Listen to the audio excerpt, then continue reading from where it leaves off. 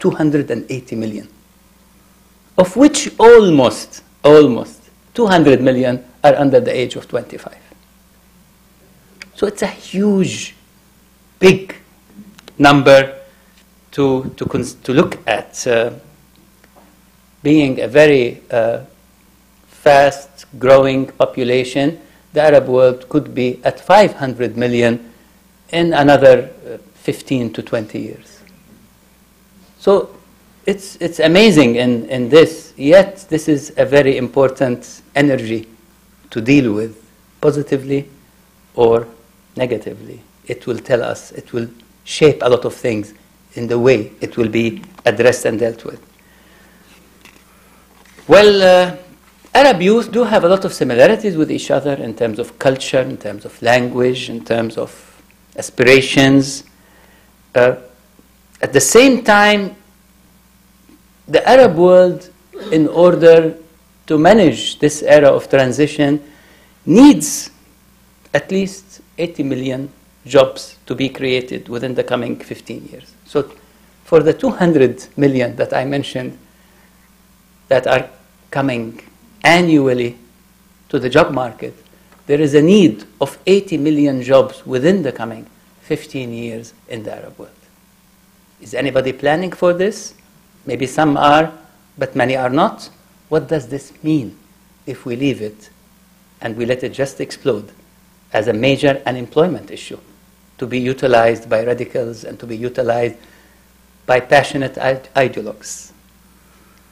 Well, unemployment rates seem to be at a level of 15% in many countries in the Middle East.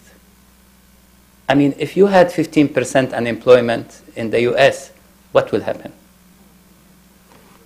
Think of it this way for the Middle East. In the end, we are humans and we will react in the ways that humans sometimes react, positively or negatively. So basically, the young graduates of the Arab world expect employment, yet they may not exactly find it. And the employment they have been used to expect usually was in the public sector. Now the public sector, the government sector, in this era, in this time, is less able to absorb all these millions of young graduates graduating from high school and from colleges and from other professional degrees. So this is the magnitude of the issue. I mean, I didn't want to say more about this. We don't want to go more deeper, but it is a huge issue. And it is an unemployment issue. You can put on top of it all the political issues that could affect a particular country or set of countries or that affects the region at large, and see what you get. My second point was on the turbulent change in the Arab world.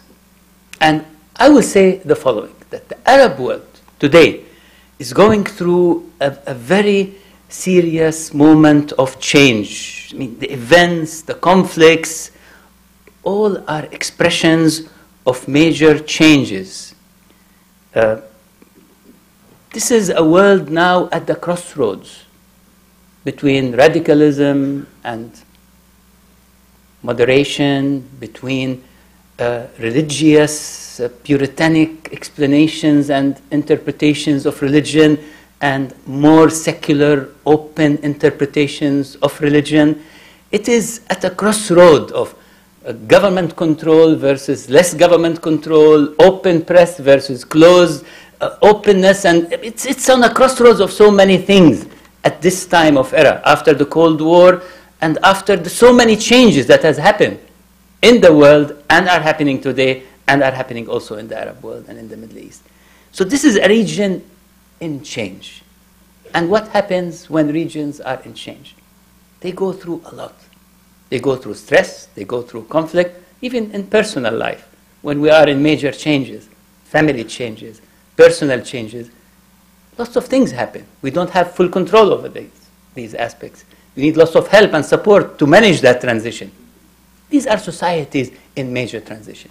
Just to make it closer, think of Latin America, in Central America, in the 1960s and in the 1970s. Terrorism,